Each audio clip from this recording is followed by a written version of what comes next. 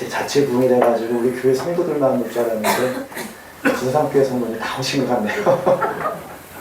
네, 감사합니다. 하여튼 우리가 또 이렇게 같이 은혜 받는 자리에 함께 한다는 것은 우연이 아닙니다.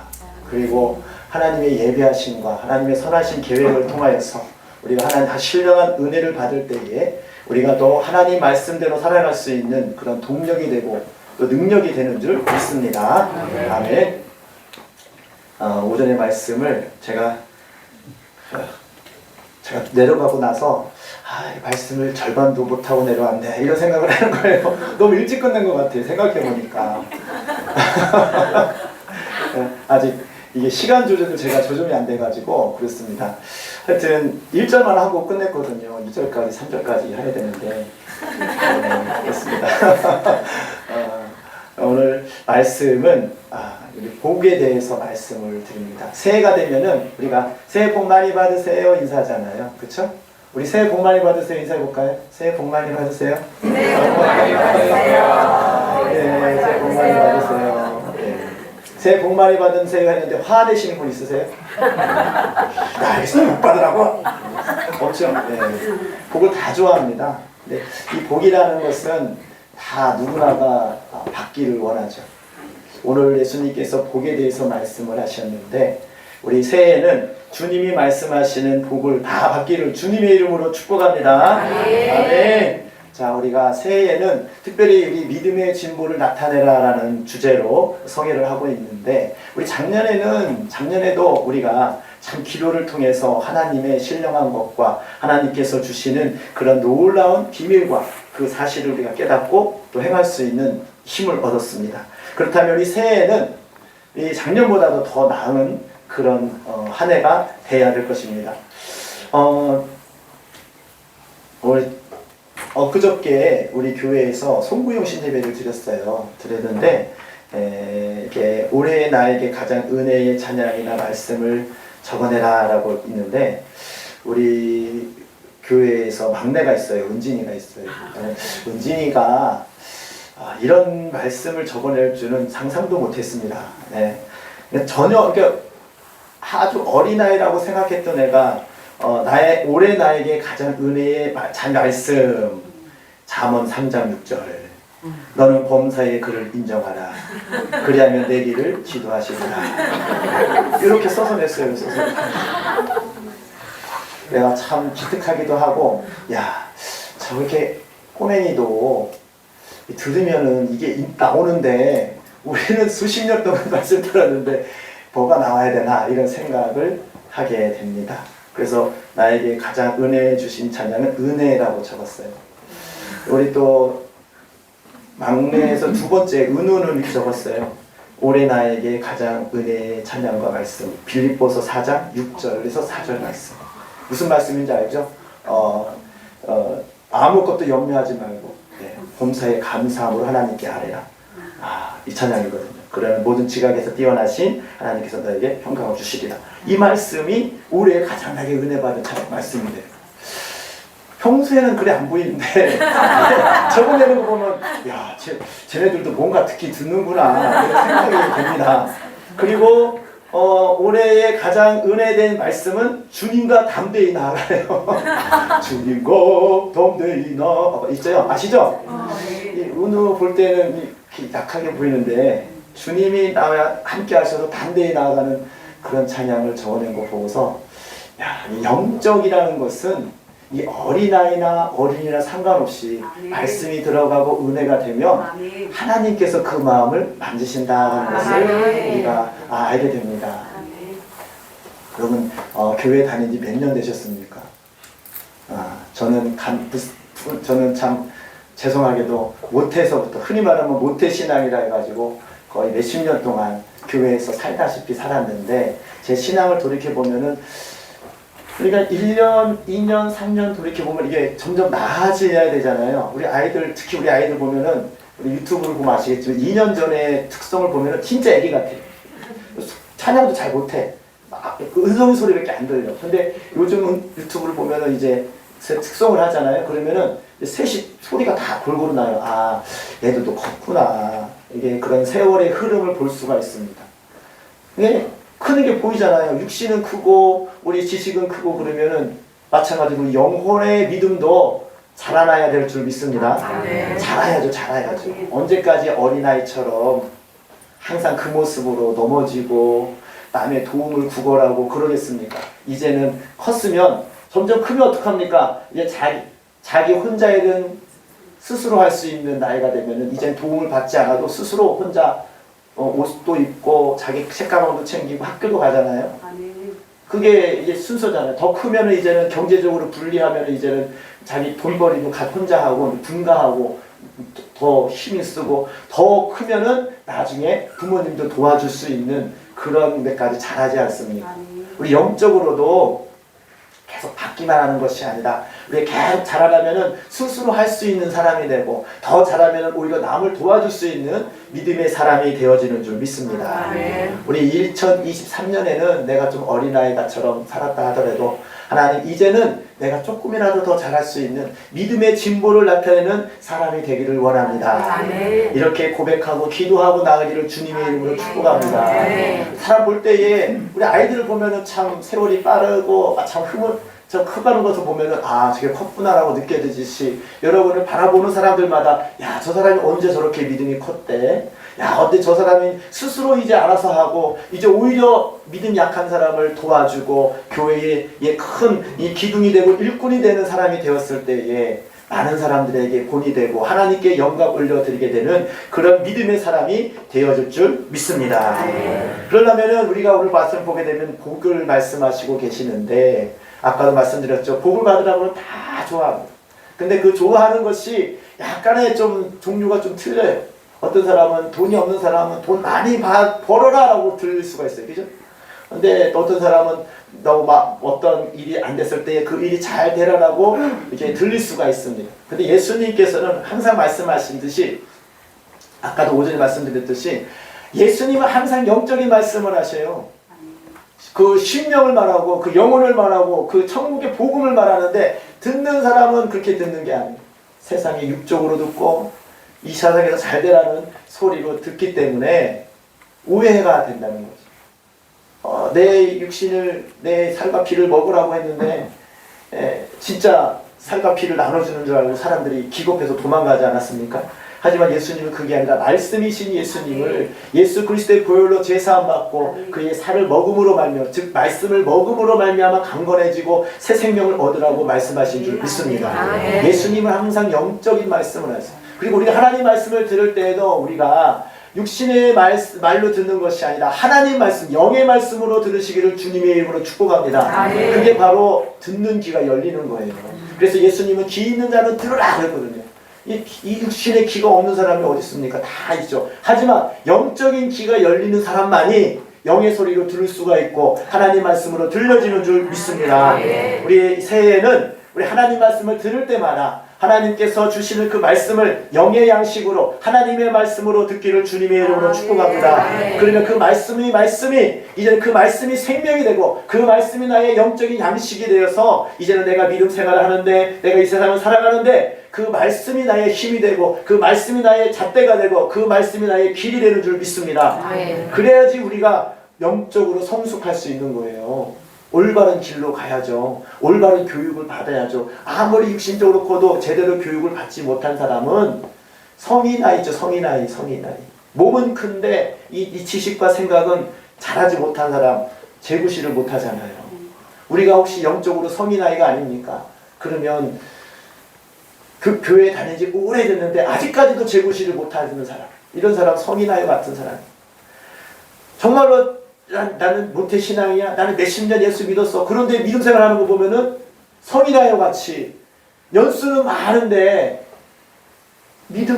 뭔가 이제 그 믿음의 그 진보와 믿음의 행실이 나타나지 않는다면 이와 같을 것입니다.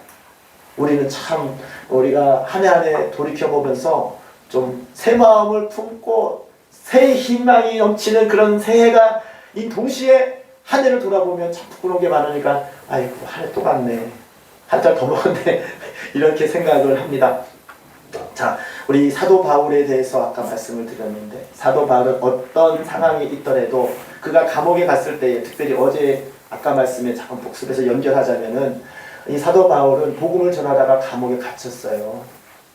자, 주의 일을 하다가 감옥에 갇혔으면 마음이 어떻겠습니까? 마음이 참 속상하죠. 우리가 주의 일 열심히 한다고 해서 세상 일이 모두 다 잘 되는 것이 아닙니다. 어쩌면 세상이 잘 되는 것보다는 더 힘겨운 일이 더 많을 때가 많습니다. 왜냐하면 이 세상은 공중 권세 잡은 악한 영이 어떻게 해서든 믿음에서 떨어뜨리려고 우리를 자꾸만 참소하고 우리 하는 일마다 방해하는 그런 세력들이 있습니다. 만약에 그런 믿음 생활을 하지 않았더라면 내가 좀 더 편하게, 내가 좀 더 이 세상에서 인정받는 사람으로 살아갈 수 있을지도 모릅니다.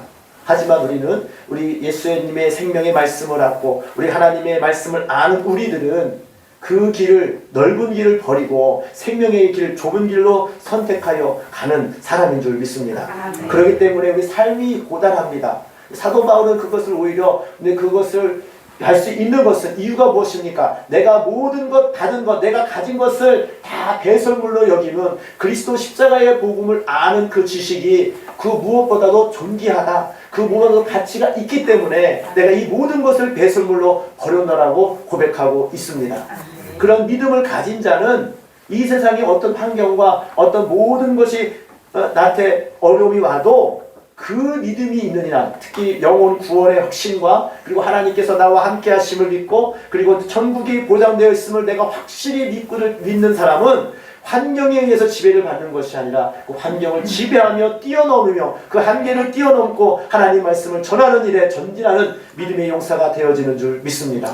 우리 모두가 그런 사람이 되기를 주님의 이름으로 축복합니다. 오늘 복 있는 사람이 막 말씀드렸는데, 자, 복은 참 좋은데 이 복에 대해서 처음 성경에서 이 하나님 말씀에서 나오는 것은 어디에서 나옵니까? 물론 다 복된 말씀이죠. 근데 이 복이라고 딱 이렇게 말씀한 데가 뭐냐면 하나님께서 아브라함에게 찾아가셔서 내가 너의 복의 근원이 되게 하겠다 말씀하셨거든요. 복이라는 이 단어가 뭐 물론 생육하고 번성하는 이것도 복이잖아요. 근데 그냥 그건 설명하는 거고 내가 너를 통하여서 복을 주겠다. 복의 근원이 되게 하겠다라고 하나님께서 아브라함을 찾아오신 줄 믿습니다. 아브라함이 원한 게 아니라 하나님께서 아브라함을 찾아오셨어요. 그리고 그가 뭐를 통하여서 복의 근원이 되겠다면 너를 통하여서 이 세상에 복을 내가 내려주겠다라고 말씀을 하십니다. 그래서 아브라함은 그걸 믿음으로 받음으로 말미암아 그의 복을 받은 복의 근원이 되는 그런 복을 받은 줄 믿습니다. 아브라함은 그 말씀을 믿고서 이 본토 자기 집을 떠나서 주님을 하나님의 말씀에 순종하지 않았습니까? 자, 오늘 말씀을 복 있는 사람은 참 이 하나님께서 나에게 복 주신다라는 자부심이 있는 사람은 이 삶의 태도와 말이 참 다릅니다. 제가 지금도 잊지 못하는 친구가 있어요. 그 친구는 이제 신학교 때 만난 친구인데 그 친구는 늘 이렇게 말합니다. 나는 복 받은 사람이야. 나는 복을 몰고 다니는 사람이야. 근데 그렇게 말을 하고 다녀요. 근데 보면은 쥐뿔도 없어요. 돈도 없고 백도 없고 그렇다고 해서 그렇게 똑똑한 것 같진 않아요. 그런데 그는 그렇게 말을 하고 다녀요. 그러면서 점심 때가 됐잖아요. 밥을 먹으러 가요. 야, 저 집 가자. 근데 그 친구는요 아무도 없는 데로 가요.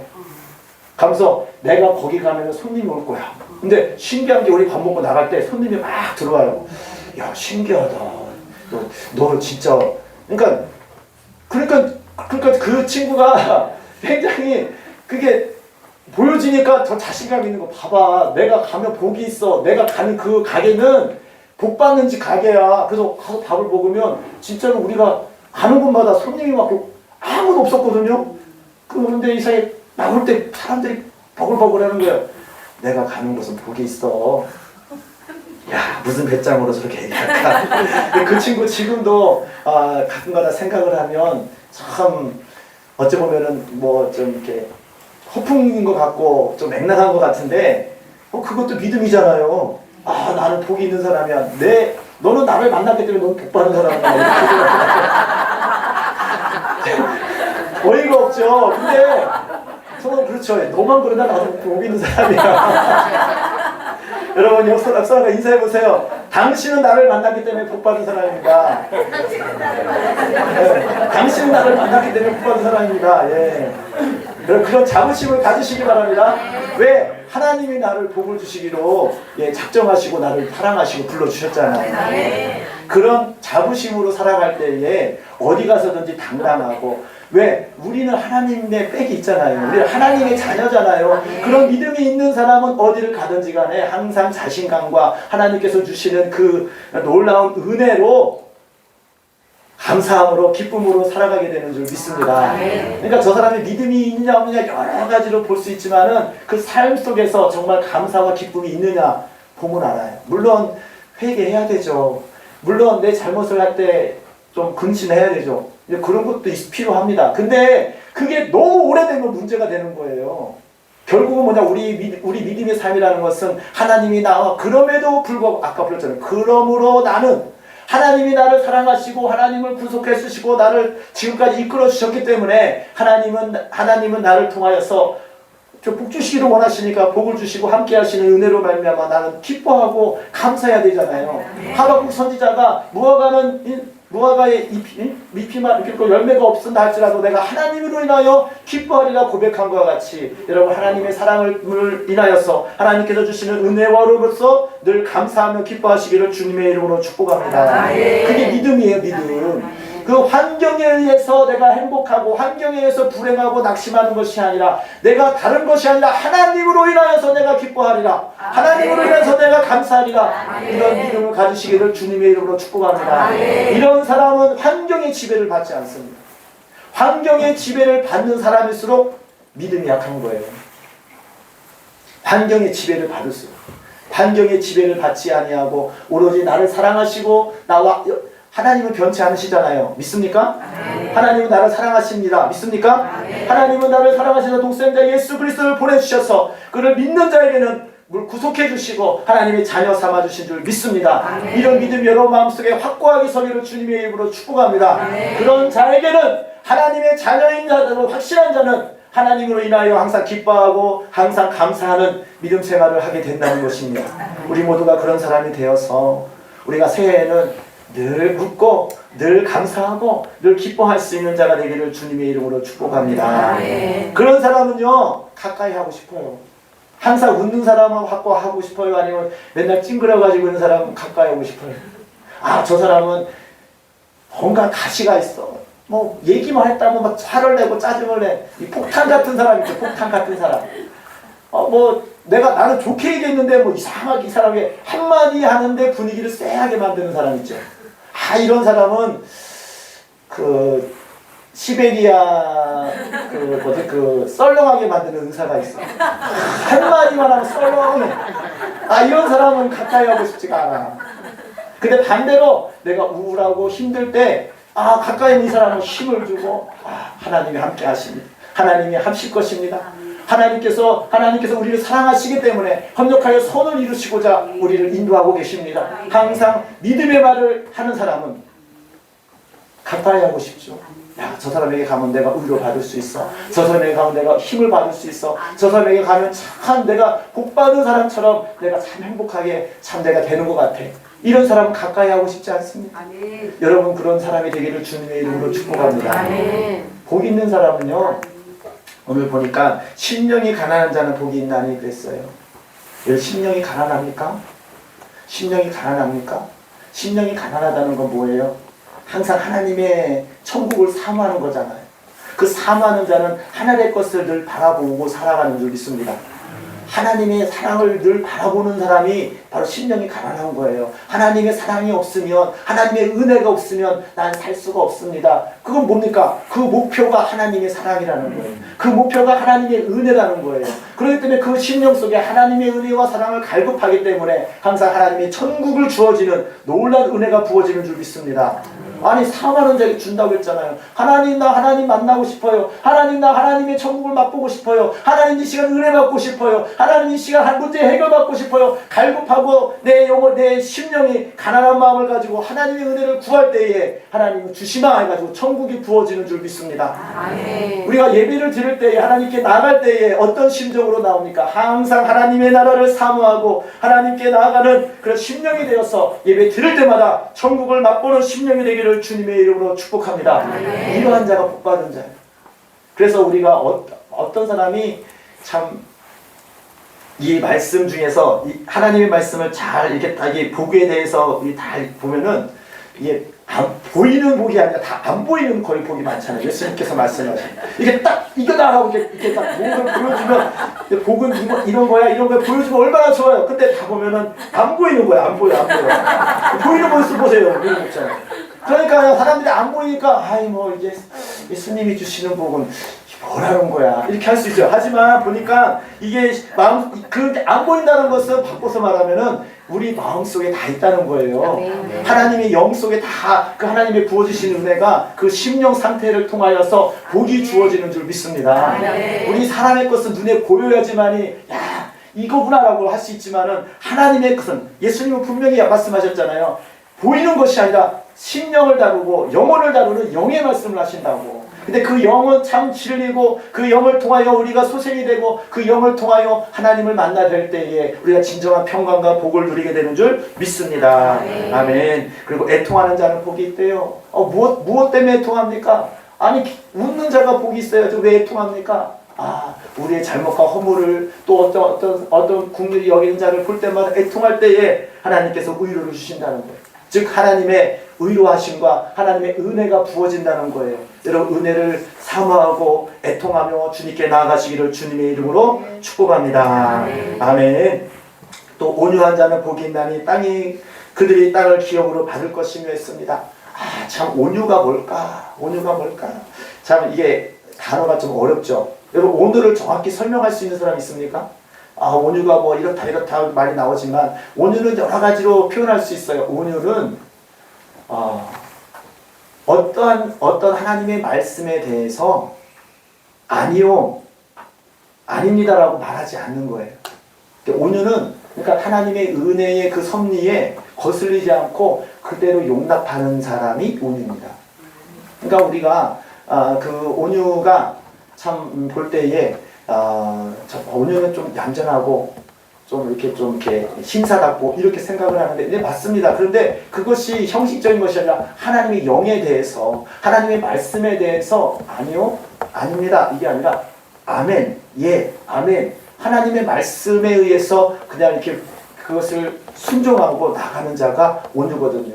그래서 이 모세를 볼 때 하나님께서 모세보다 온유가 승한 자가 모세만큼 온유한 자가 없다고 하나님께서 인정하셨어요. 근데 모세는 하나님의 말씀이라면은 그대로 따라가는 그런 모습을 보여줬던 것입니다. 우리 모두가 다 온유한 자가 되어서 하나님께서 예배 놓으신 그 기업, 땅을 다 누리시기를 주님의 이름으로 축복합니다. 온유한 것만큼 땅이 되는 거예요. 하나님 말씀에 순종하는 것만큼 이 온유와 순종을 늘 따라가는 거거든요. 온유한 자는 순종하게 되는데 순종하는 것만큼 하나님의 역사가 일어나고 순종하는 것만큼 모든 기업이 하나님께서 주신 축복이 이루어질 줄 믿습니다. 새해에는 여러분 온유함으로 말미암아 하나님께서 계획하신 선하신 계획, 하나님께서 계획하신 축복들이 다 이루어지기를 주님의 이름으로 축복합니다. 그게 복이 있는 사람이죠. 복이 있는 사람. 하나님께서는 우리를 통하여 선하신 계획이 다 있어요. 그 선하신 계획이 이루어지지 않은 것은 내가 온유하지 못해서 그래. 내가 하나님 말씀을 거절해서 그래. 하나님 말씀에 불순종해서 그래. 우리 하나님 말씀에 온전히 순종하고 어린아이 같은 심정으로 나갈 때에 하나님께서 부어주실 줄 믿습니다. 의에 줄이고 목마른 자는 복이 있나니 또 그랬습니다. 의에 줄이고 목마른 자가 누굽니까? 하나님 말씀을 갈구하는 거죠. 하나님의 의를 갈구하는 자죠. 그런 자는 배부를 것이며 라고 했습니다. 이런 모든 복들이 계속 제가 설명을 드리는 것은 우리가 다 이런 복을 받기를 원하는 마음으로 말씀을 드립니다. 우리 모두가 다 의에 줄이고 목마른 자가 되어서 우리가 영적으로 포만감을 느끼고 영적으로 하나님께서 주시는 그 은혜로 풍부해지는 사람이 되기를 주님의 이름으로 축복합니다. 아멘. 또 마음이 청결한 자는 복이 있나니 그랬어요. 마음이 청결한 자. 여러분 마음이 깨끗합니까? 마음이 깨끗한 것을 어떻게 할 수 있죠? 마음 보여요? 마음이 안 보여요. 마음이 안 보여요. 근데 청결한 자는 복이 있나니 하나님을 볼 것이며 그랬어요. 마음이 청결한 게 뭘까요? 이게 거룩이죠. 거룩이 깨끗한 거잖아요. 심령이 깨끗하고 예수 그리스도의 보혈로 마음이 깨끗하고 또 거룩하게 될 때에 하나님을 볼 수 있다는 것입니다. 여러분 마음속에 마음이 심란하고 물론 죄로서도 더러워지지만은 우리 마음 생각 속에 나눔이 있고 생각 속에 눌림이 있고 생각 속에 자꾸만 세상 것이 복잡하게 있으면 마음이 복잡한 거예요. 깨끗하지 못한 거예요. 그런 사람은 하나님 못 만나요.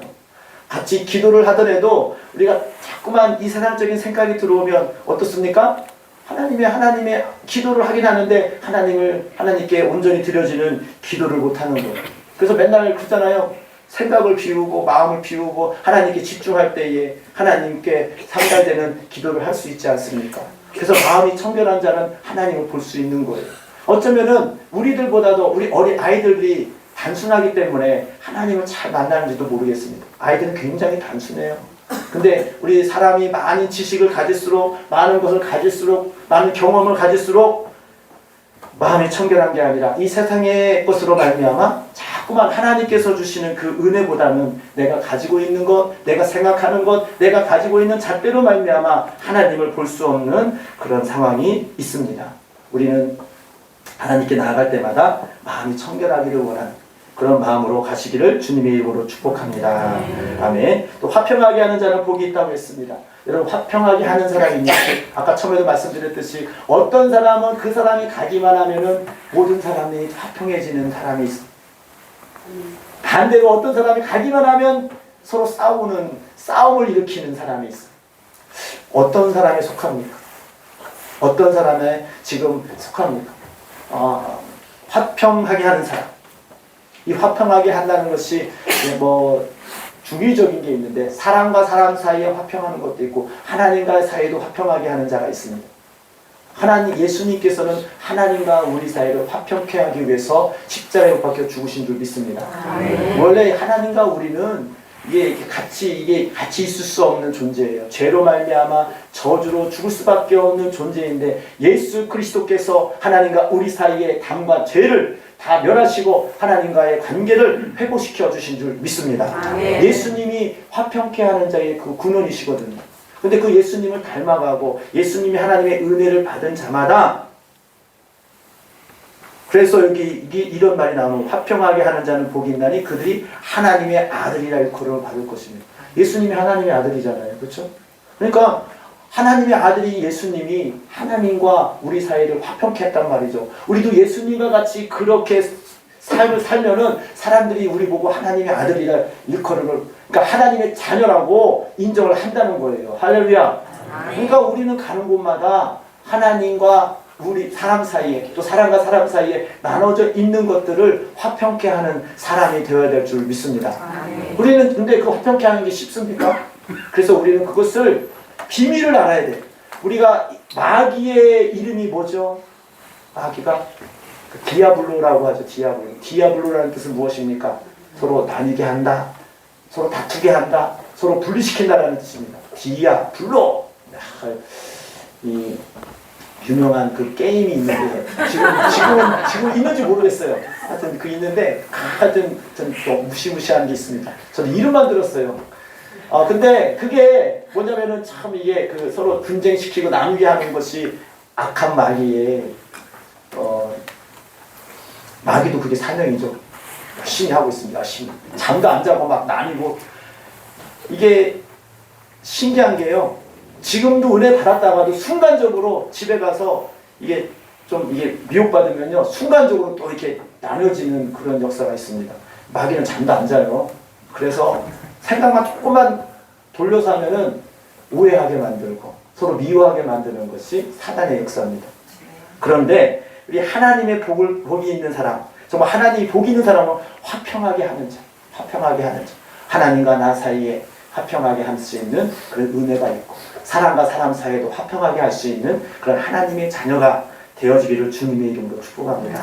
아, 믿음의 뭔가는 이 수많은 우리가 8복이라도 8가지 복 중에서 다만 한두 개 아니 서너 개 아니 더 많이 받아야 되지 않겠습니까? 내가 어디에 어떤 복을 내가 지금 받고 있는지 아니면 어떤 복에 속해 있는지 한번 점검해 보는 시간입니다. 작년에는 내가 그러지 못했는데 올해는 내가 입조심을 해야지. 내가 입을 열었다 하면 사람들이 참 서로 싸우는 것 같아요. 우리가 그렇잖아요. 너는 다 좋은데 이게 안 좋아. 뭐 이런 거 말하는 사람이 있어요. 그런 사람은 내 입을 다물라. 가만히 있어요. 가만히 있으면 중간이라도 하지. 왜 꼭 다 좋은데 이거 안 좋아. 이거 왜 말합니까? 그거 들은 사람 기분 안 좋죠. 그러니까 야, 너 이거 참 잘한다. 그런데 넌 이게 아니고 그러니까 2절 하면 안 돼. 1절만 해야 돼. 너는 참 좋아. 너는 참 이래 돼서 좋아. 끝! 이래야 돼. 그래야지 이게 사람들이 보기 사람 신이 나지. 너는 다 좋은데 배 이게 문제예요. 그 다음 말하면 돼요. 여러분 참 말에 실수가 없는 사람은 온전한 사람이라고 했는데 올해는 입조심을 해서 정말로 분쟁을 일으키는 것이 아니라 서로 힘을 주고 서로 하나가 되는 그러한 사람이 되기를 주님을 축복합니다. 믿음의 말을 해야 돼요. 믿음의 말. 비록 그렇지만 이게 아니라 그냥 하나님이 함께 하셔. 하나님이 해주실 거야. 하나님은 너를 사랑하셔. 이거는 누구에게나 해당되는 거잖아요. 그죠? 하나님 다 사랑하시잖아요. 거짓말이 아니잖아요. 하나님은 당신을 사랑합니다. 하나님이 하시면 됩니다. 하나님께 기도하면 주님이 하실 겁니다. 하나님께서 당신과 함께 하십니다. 이런 믿음의 말을 진심으로 위로하고 나아갈 때에 하나님께서 그 말을 통하여 하나님의 입에 말에 권세를 주심으로 말미암아 그 심령이 녹아지고 그 심령이 하나님께 나아가는 그런 사람이 되어줄 줄 믿습니다. 여러분 참 그런 사람은 진짜 복덩어리지 복덩어리. 여러분 다 복덩어리가 되셔야 돼요. 자, 근데 문제는 뭐냐? 여기서부터가 조금 이제 복은 복인데 조금 이제 받고 싶지 않은 복이 있습니다. 10절 말씀 보게 되면은 의를 위하여 박해를 받는 자는 복이 있나니 이거는 조금 이게 복인가 라고 생각할 때가 있어요. 앞에 있는 복들은 이해가 되잖아요. 되는데 의를 위하여 박해를 받는 자가 복이 있다고? 나는 박해를 받기 싫은데. 네, 혹시 그러신 분 있습니까? 의를 위하여 박해를 받는 자는 복이 있나니 천국이 그들의 것입니다. 할렐루야. 의를 위하여 박해를 받는 자는 복이 있대요. 하나님의 나라를 증거하다가 하나님의 나라를 이루어서 충성하다가 많은 어려움에 부딪히고 많은 그런 걱정 그런 근심들이 올 때에 오히려 기뻐하라고 말씀하십니다. 왜냐하면 이를 통하여서 천국의 소망이 생기고 하나님의 나라를 볼 수 있는 그런 눈이 열리기 때문입니다. 우리 11절 말씀 맞춰 보고 또 뒤에 이어서 하겠습니다. 12절 말씀. 나로 말미암아 너를 욕하고 박해하고 거짓으로 너희를 거스려 모든 악한 말을 할 때에는 너희에게 복이 있나니 기뻐하고 즐거워하라. 하늘에서 너희 상이 큼이라. 너희 전에 있던 선지자들도 이와 같이 박해하였느니라. 참 다 좋은데 끝이 안 좋네요. 그죠? 이렇게 생각할 수 있어요. 근데 어쩌면은 이 모든 복을 받기 위해서 마지막에 하는 이 모든 이 과정이 필수라고 할 수가 있습니다. 우리가 이런 모든 것을 복을 받기 위해서 하나님께 나아갈 때에 그게 사단이 내버려 두겠습니까? 다 방해 공작이 있죠. 우리 아까 오전에 말씀드렸듯이 사도 바울이 복음을 전하다가 감옥에 갇혔어요. 그러면 그것이 우리가 주의 일을 하다가 주의 일을 안 하면은 아무런 핍박이 없어요. 제가 이런 말을 들은 적이 있습니다. 실패란 무엇인가? 여러분 실패가 뭐죠? 그러니까 실패는 실패한 게 실패가 아니다. 진짜 실패는 아무것도 안 하는 것이다. 이런 말을 하더라고요. 그러니까 아무것도 안 하면 실패를 안 하죠. 그죠? 아무것도 안 하면 실패를 안 하죠. 아무것도 안 해보세요. 실패, 성공 어디 있습니까? 그냥 본전이 본전. 이게 본전이라면 좀 뭐하고, 이제 사람들은 가니까 자기는 좀 약간 퇴보하는 거겠죠. 근데 실패는 그 실패로 말미암아 내가 경험을 얻고 또 내가 깨달음이 있고 나에게 배움이 있다라는 것이죠. 그런데 아무것도 하지 않는 사람은 그 사람은 발전할 가능성이 전혀 없는 거예요. 우리가 2023년도에는 주의 일을 하는데 좀 등한히 하고 내가 조금 이런 일을 할까? 이렇게 하다가 에이 이거는 다음에 하자. 이렇게 아무것도 안 하는 것. 이것이 사단이 제일 좋아하는 겁니다. 제일 좋아하는. 되든 안 되든 해보는 것이 실패하더라도 그것이 유익이고 그것이 성공인 줄 믿습니다. 우리가 전도할 때도 그렇잖아요. 참 전도한다는 게 참 쉽지가 않습니다. 노감 전도도 그렇고 아는 사람 전도도 그러는데 저도 그래요. 나가서 전도할 때에 내가 이 얘기하면 저 사람 싫어할 텐데. 근데 아무 말도 안 하면은 그냥 이제 좀 그냥 지나가죠. 그런데 내가 복음을 전하면 둘 중에 하나죠. 나를 무시하는 사람, 화내는 사람, 잘 듣는 사람, 이렇게 여러 가지가 있습니다. 우리가 어떤 일을 할 때에 주님의 일을 할 때에는 주님께서 우리에게 주시는 감동과 주님께서 우리에게 주시는 명령이 있습니다. 근데 그것을 순종한다는 것은 쉽지가 않습니다. 그런데 그것을 사단은 자꾸만 멈추라고 그래. 멈추라. 오늘 주제가 믿음의 진보잖아요. 믿음의 진보를 하기 위해서는 뭔가를 해야 되죠. 전도를 하든 기도를 하든 충성을 하든 뭔가 해야 됩니다. 그리고 주를 위해서 내가 하겠노라고 결단을 해야 됩니다. 그런데 그런 과정 속에서 사단은 자꾸만 멈추라고 합니다.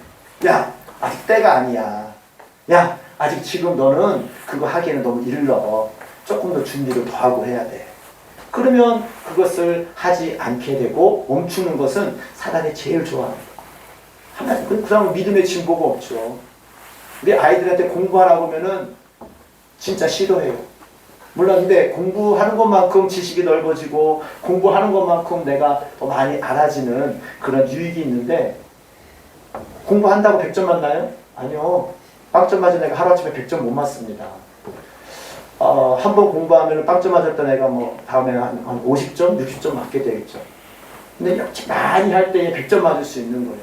우리가 하나님의 일도 우리가 어떤 주의 일도 할 때에 물론 성령님께서 우리에게 감동을 주셔가지고 주의를 해야 되겠지만은 우리가 내 마음속에 결단을 하고 내가 하나님 일을 해야겠다 할 때에 이게 일이 시작이 됩니다.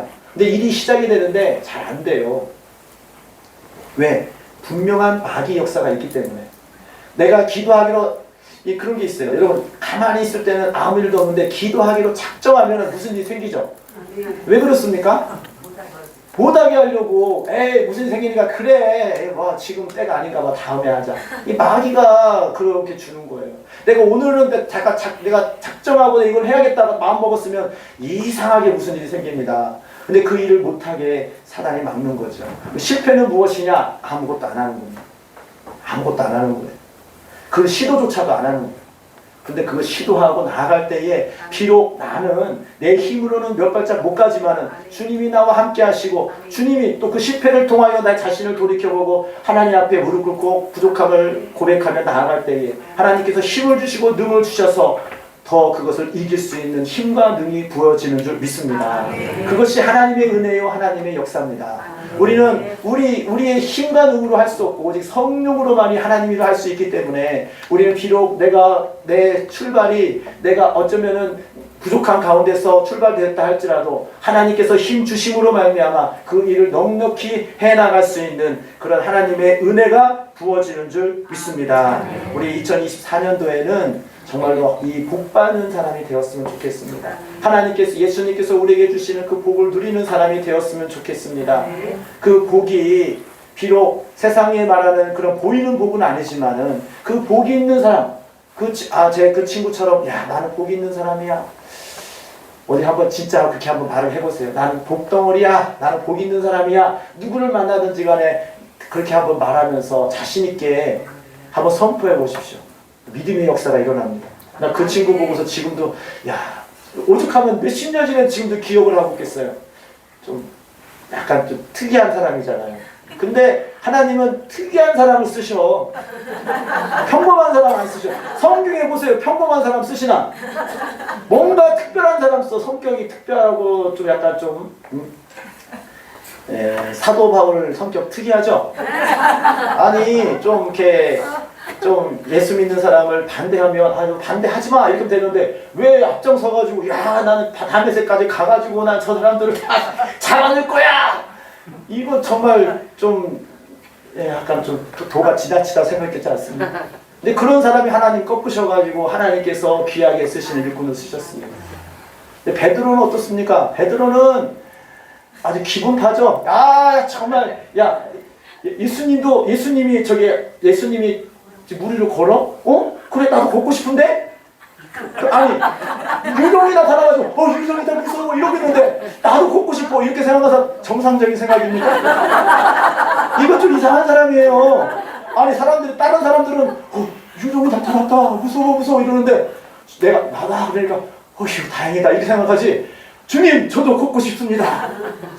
야 나 좀 대단하다고 생각해. 이 베드로를 보면은 약간 모자란 것 같기도 하고 좀 이렇게 그 분위기를 파악 못하는 것 같기도 하고. 그런데 주님은 오라 하니까 걷잖아요. 그런 사람을 하나님 쓰시는 거예요. 여러분 좀 약간 뭐라고 해야 되나 특이한 성격. 나는 성격이 좀 특이한 것 같아. 좀 슬퍼하지 마세요. 그걸로 쓰실 거예요. 저 사람은 저기 이상해. 그래 하나님은 그걸 쓰시는 거예요. 할렐루야. 하나님은 토기장이시잖아요. 그 모양대로 그들을 쓰시는 줄 믿습니다. 못나면 못나는 대로 쓰시는 거예요. 잘나면 잘난 대로 쓰시고 그게 주님의 은혜 아닙니까? 그래서 나의 나된 것은 나이가 힘으로 되는 것이라 오직 하나님의 은혜로 되었다라고 고백하게 되는 줄 믿습니다. 우리 모두가 다 2024년도에는 우리 참 사람들마다 다 성격이 다르고 생각이 다르고 목표가 다른데 딱 한 가지 나는 하나님의 자녀로서 나는 양육되어지고 내가 예수님을 닮아가는 그런 삶을 살아야겠다고 작정하고 갈 때에 하나님께서 그 마음을 붙들어 주셔서 그를 하나님께서 보쓰시기에 합당한 모습으로 또 그러한 모양으로 만들어 가시는 줄 믿습니다. 그것이 되어져 가는 것이 성화라고 하잖아요.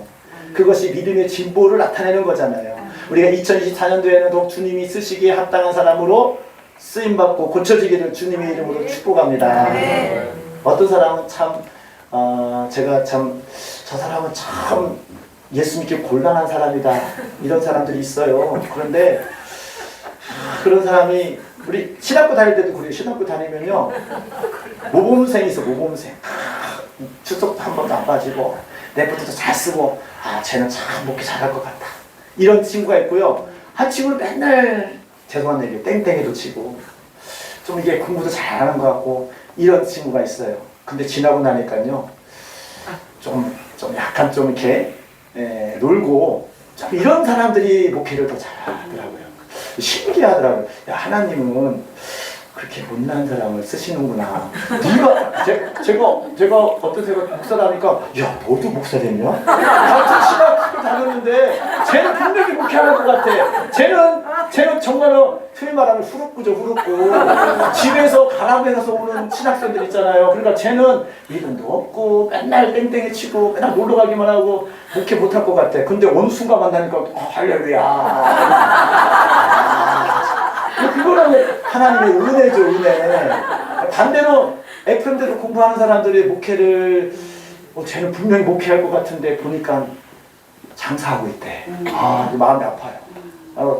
그게 사람의 겉멋만 보고 알 수 없는 겁니다. 하나님의 성령이 임하시면 어떤 사람이든지 간에 하나님께서 그를 통하여서 하나님께서 귀하게 쓰시는 줄 믿습니다. 혹시 여러분이 지금 내가 남들보다 좀 가진 것이 없고 내가 되는 일이 없고 정말 남들보다 좀 모난 성격을 가지고 있다고 생각되십니까? 실망하지 마세요. 주님은 전지전능하세요. 모든 걸 다 아셔요. 여러분이 까탈스러운 것도 알고 여러분이 정말 못난 것도 아셔요. 그럼에도 불구하고 하나님은 여러분들을 사랑하시고 여러분을 쓰시기를 원하시는 줄 믿습니다. 그런 하나님을 신뢰하십시오. 그런 하나님께 기대하시면서 하나님 나는 그 찬양 중에 있는 모습 그대로라는 찬양 있잖아요. 있는 모습 그대로. 근데 그게 뭐예요? 내 모난 모습, 내가 약한 모습을 그대로 주님께 고백하라는 거예요. 아니 내가 하나님 앞에 숨기면 얼마나 숨기겠어요. 하나님 앞에 기도하는데 내가 거룩한 척 할 필요가 있습니까? 하나님 앞에 기도하는데 내가 나는 착하게 살았 것처럼 막 이 바리새인들처럼 하나님 하면서 막 외식할 필요가 있습니까? 그 속을 다 훤히 들어보거든요.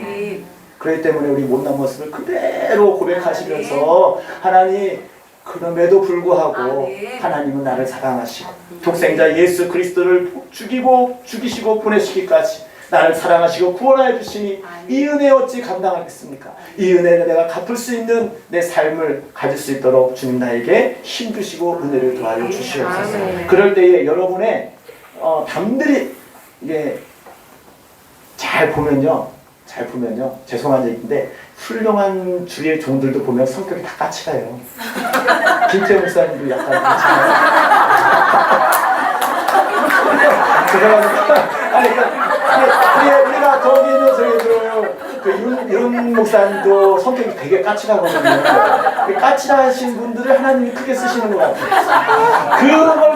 그걸 쓰시는 것 같아요. 여러분 내 성격이 좀 이상하다고 걱정하지 마세요. 주님은 그걸 쓰시는 거예요. 여러분 그걸 붙잡고 하나님 나 이 모양이니까 이걸 통해서 하나님 역사하여 주시옵소서 이렇게 기도하세요. 그럼 하나님이 사울이 바울이 된 것처럼 여러분 모난 성격이 그것을 통하여서 하나님이 쓰실 줄 믿습니다. 그래 우리 학생들도 그래. 하나님 죄송해요. 나는 아무리 은혜를 받아도 공부는 나는 체질이 아닌 것 같아요. 이런 사람 있잖아요. 죄송해요. 공부를 잘하는 사람 있지만 못해도 괜찮아. 다른 거 잘하면 되지. 아닌가요? 그러니까 우리가 모든 그냥 평범하게 잣대해서 그 사람을 평가할 필요가 없는 거예요. 중요한 것은 하나님께서 여러분을 통하여서 선하신 계획이 있다는 것을 믿음을 갖는 거예요. 하나님은 분명히 우리를 통하여서 선하신 계획이 있는 줄 믿습니다. 그게 하나님의 뜻이에요.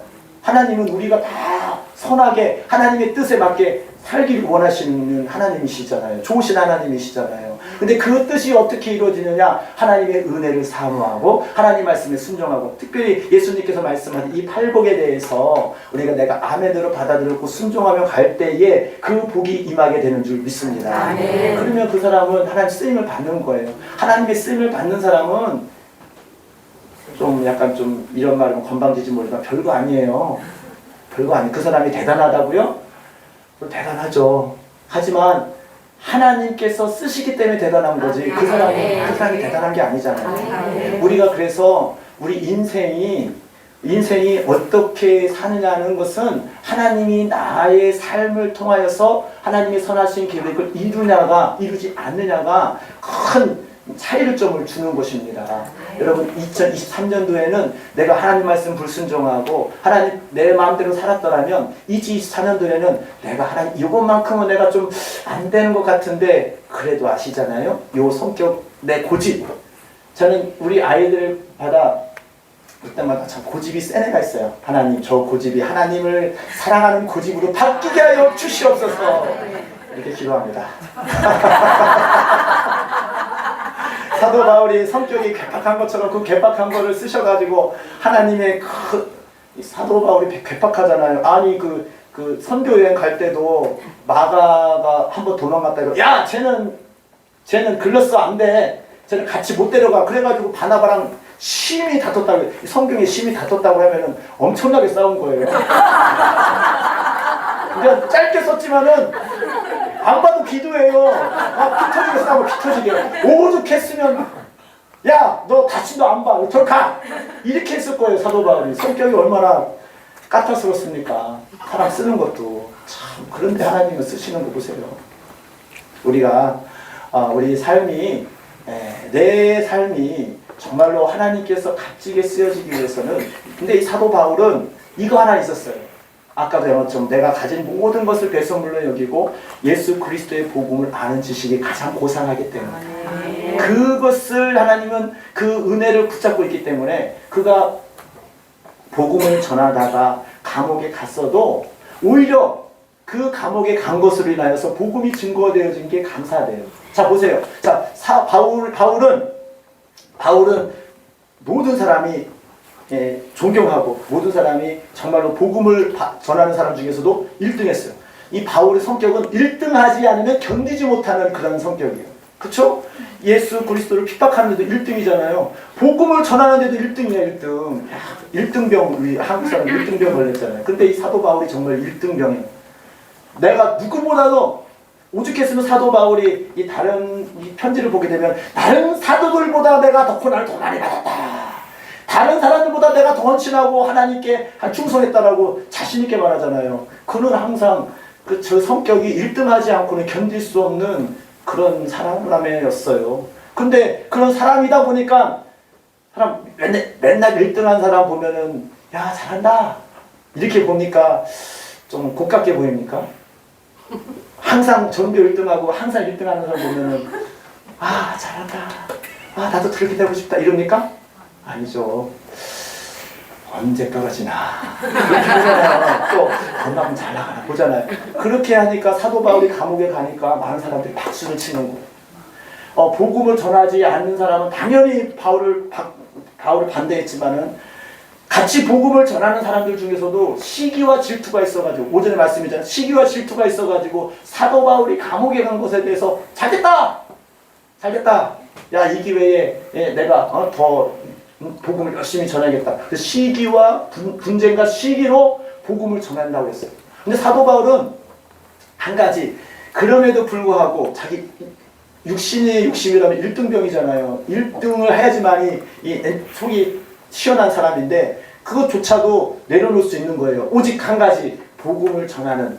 그러니까 자기가 감옥에 간 것으로 말미암아 사람들이 더 복음을 전하는데 경쟁적으로 한다는 거죠. 내가 이 기회에 더 열심히 해. 근데 그런 것을 볼 때에 사도 바울이 야 이것이 내가 잘못되든 내가 잘되든 복음이 전하는 것이 내가 기쁘다.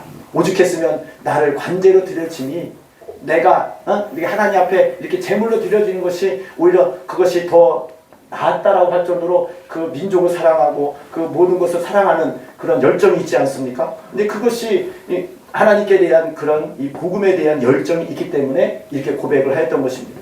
근데 우리가 2024년도에는 하나님께서 나에게 주시는 사명, 하나님께서 나에게 주시는 비전이 분명히 여러분에게 주어졌는데 우리가 기도를 통해서 알게 되고 또 말씀을 통해 듣게 되잖아요. 그것들을 이루기 위해서 하나님 나를 사용하여 주시옵소서. 하나님 나를 통하여서 하나님의 역사가 나타나고 교회가 일어나는 것이 이루어지기를 원합니다. 간절히 소원하며 나가기를 주님의 이름으로 축복합니다.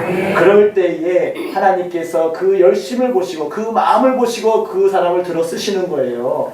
또 그 사람을 통하여서 하나님 역사할 때에 우리 하나님께서 그를 통하여 하시는 모든 선하신 계획이 이루어지는 줄 믿습니다. 2024년도에는 우리 모든 사람들이 이 믿음의 진보를 나타나고 있잖아요. 아이들이 육신으로 자란 것처럼 우리도 작년보다는 더 나은 모습을 주님께 보여야 하지 않겠습니까? 또 사랑하는 성도들이나 또 주의 종들에게 그렇게 보여줘야지 보람이 있지 않겠습니까? 우리 모두가 다 그런 사람이 되어서 하나님을 기쁘시게 하며 하나님께 영광 올려드리는 사람이 되기를 주님의 이름으로 축복합니다. 복 있는 사람이 되어야 됩니다. 복 있는 사람. 제가 말씀을 이런 쪽으로 하려고 하는 게 아닌데 이상하게 가네요. 예, 그렇습니다. 근데 제가 준비한 거 말씀 하나도 안 했어요. 죄송합니다. 우리가 하나님께서 우리에게 주시는 그런 모든 은혜를 받을 때에 오늘 12절 말씀처럼 모든 박해가 있어요. 어려움이 있어요. 특히 2023년도에는 우리 교회적으로도 많이 어려움이 있었고 각 교회마다 다 어려움이 있었는 줄로 압니다. 근데 그 어려움이 인하여서 슬퍼하고 걱정하는 것이 아니라 하나님께서 나에게 주시는 그 일들이 이루어지려고 하니까 악한 영이 역사한다는 것을 깨달으시기 바랍니다. 제가 이 말씀이 정말로 저는 항상 어려울 때마다 위로받는 것이 뭐냐면 우리 같이 한번 했으면 좋겠습니다. 따라서 하겠습니다. 마귀 역사 강한 곳에 주의 역사 더 강하다. 다시 한번 마귀 역사 강한 곳에 주의 역사 더 강하다. 믿습니까? 아멘. 마귀 역사 강한 곳에 주의 역사가 더 강합니다. 여러분의 어려움이 더 어려울수록 고난이 더 깊어질수록 하나님께서 강하게 역사하시려고 준비하고 계시는 것입니다. 그렇기 때문에 여러분 힘들 때마다 어려울 때마다 낙심하는 것이 아니라 하나님께서 나를 통하여 하실 일을 기대하면서 인내하고 가시기를 주님의 이름으로 축복합니다. 그럴 때에 우리가 그 일을 넉넉히 이길 수 있는 거예요. 그 사람들을 그러합니다. 내가 기도하는데 주의를 하는데 왜 얘 일이 안 되고 자꾸만 어려움이 있나. 분명히 얘기했잖아요. 공중 권세 잡은 그 자가 하나님의 그 믿는 자라도 택한 자라도 삼키려고 우는 사자같이 두루 찾는다고 했잖아요. 그런 자가 있는데 당연히 힘들죠. 근데 어려움이 강하면 강할수록 어둠이 짙으면 짙을수록 새벽이 오고 빛이 강하듯이 그 어려움이 올수록 하나님의 놀라운 역사가 있게 되는 줄 믿습니다. 우리 보세요. 그 구약에 보게 되면은 능력을 많이 행한 선지자가 누구죠? 딱 떠오르는 게 우리 엘리사잖아요. 근데 엘리사 때에 그때 왕이 누굽니까? 아합 왕이에요. 아합 왕은 북이스라엘에서 정말 하나님을 거역하고 하나님을 대적하는 왕초거든요. 그러니까 하나님을 핍박하고 하나님의 우상 숭배를 열심히 하는 그 시대에 소위 말하면은 하나님을 찾고 하나님대로 믿음을 지키기 어려울 때에 능력의 선지자가 활약했다는 것입니다. 우리가 이런 말 있잖아요. 난세 속에 영웅이 난다고. 어려울 때에 영웅이 탄생하지 평탄할 때는 영웅이 탄생하지가 않아요. 우리 인생도 그렇습니다. 여러분만이 정말로 사람들 다 말하죠. 내가 그동안 고생한 거 얘기하면은 책을 써도 몇 권을 쓰겠다 이런 사람이 있어요. 혹시 그런 사람 있습니까? 내가 이렇게 힘들고 이렇게 힘들고 다 있어요. 근데 다 있지만은 그렇다고 해서 그게 실망할 필요가 없는 거예요. 그 어려움을 통하여서 그 어려움을 겪게 하시는 것은 그 어려움을 처한 자들을 내가 돌볼 수 있고 그것을 구원할 수 있는 그런 능력을 갖게 하기 위해서 그것을 통과하게 하신 줄 믿습니다. 우리가 요셉 이야기를 오전에 하다가 알았는데 요셉이 총리가 될 수 있었던 것은 요셉은 노예 생활을 하고 감옥 생활을 하면서 그 총리 대신에 일을 할 수 있는 그런 재반을 밑거름을 다 실력을 쌓은 거예요. 노예 생활을 하면서 경제를 배운 거예요. 이게 이 보디발의 이 재산을 관리하다 보니까 경제관념이 생기는 거. 만약에 노예 생활을 안 하고 재반 그 노예의 생활에 재반을 하지 않았다면은 이 경제관념, 소위 말하면 그런 관념이 없을 거예요. 그런 사람이 어떻게 총리를 하겠습니까? 그러니까 하나님께서 그 길을 가게 하시는 거예요. 가서 이제 그 노예 생활을 열심히 하면서 주판이 아니죠. 계산기를 하든 뭘 하면서 수입은 이거고 지출은 이거고 어떻게 하면은 관리를 잘하고 배우지 않았겠습니까? 이것이 배웠기 때문에 총리를 할 수 있는 거예요. 할렐루야. 또는 감옥에 갔어요. 감옥에 가서는 뭘 배웠냐? 정치를 배운 거예요. 그곳에는 왕에 많은 사람들이 관련된 사람, 또 정치에 관련된 사람들이 감옥에 오는 거예요. 그러니까 정치는 이렇게 해야 되는구나. 정치를 배우기 위해서 하나님이 감옥에 넣으신 거예요. 그래서 요셉은 경제도 배우고 정치도 배우고 수업료가 좀 비쌌지만은 나름대로 배웠기 때문에 하나님의 은혜와 하나님의 사랑을 붙잡고 나갈 때에 그 총리라는 그런 역할이 부어질 때에 그 사명을 감당하게 된 줄 믿습니다. 그러니까 여러분들이 어떤 어려움에 처합니까? 그 처할 때에 그 어려움으로 말미암아 절망하는 것이 아니라 그것을 통하여 내가 배우고 그것을 통하여 하나님의 섭리하심이 무엇인지 깨닫기를 주님의 이름으로 축복합니다. 그럴 때에 낭망하지 않고 그 일을 통하여서 내가 앞으로 주님께서 쓰실 그 그릇들이 만들어지는 거예요. 할렐루야. 그래 어려울 때마다 힘들 때마다 하나님 나에게 어떤 복을 주시려고 이런 어려움 줍니까? 하지만 주님 내가 주님을 신뢰합니다. 내가 하지만 주님 나를 통하여 선하신 계획이 있는 줄 믿습니다. 끝까지 견디고 나가는 데는 최후의 승리를 우리에게 보장하여 주시는 줄 믿습니다. 예수님께서 말씀하셔서 담대하라 내가 세상을 이겨노라 말씀하셨는데 내가 끝까지 주님을 붙잡고 담대히 나가서 승리하기를 원합니다. 믿음의 선포하며 나갈 때에 결국에는 하나님께서 그를 통하여서 쓰시고자 하는 대로 선하신 계획대로 하나님의 종으로 하나님의 일꾼으로 사용하여 주실 줄 믿습니다. 여러분 2023년도에 많은 어려움과 많은 그런 고난을 겪었습니까? 여러분 승리자입니다. 승리자. 왜 승리자냐? 여기 앉아있는 게 승리자예요. 할렐루야. 여기 하나님을 사모하고 하나님께 은혜를 받고자 하는데 그 은혜의 자리에 있는 것이 승리자인 줄 믿습니다. 아니 만약에 하나님을 가까이 오고 싶지 않으면 지금 집에 있죠. 딴 데 갔잖아요. 지금 이 자리에 있다는 것 자체가 하나님 앞에 내가 온전히 내 마음을 숙이고 하나님 말씀 듣기 위해서 온 거잖아요. 그럼 승리한 거예요. 그 전에 내가 뭐 개차반으로 살았든 어떤 살았든 간에 지금 당자가 주님께 돌아올 때 뭐 돈 들고 왔나요? 아무것도 안 들고 왔죠. 그냥 주님께 오면 주님이 받아주시고 주님이 사랑하여 주시는 줄 믿습니다. 여러분 그냥 은혜 받으러 자리에 있고 하나님을 만나러 가면은 그게 승리하는 거예요. 항상 은혜의 자리에 있기를 주님의 이름으로 축복합니다. 항상 하나님의 은혜를 사모하기를 바랍니다. 그러면 하나님께서 그 영혼을 불쌍히 위해서 여러분 어떤 환경에 있든지 무엇을 하든지 간에 하나님의 은혜의 자리에 하나님의 사랑의 품으로 품어주실 줄 믿습니다. 그러면 그 힘을 가지고 또 주의 일을 하는 거예요. 우리 2023년도에는 정말로 어떤 우여곡절이 있는지 아무도 몰라. 며느리도 몰라. 그렇잖아요.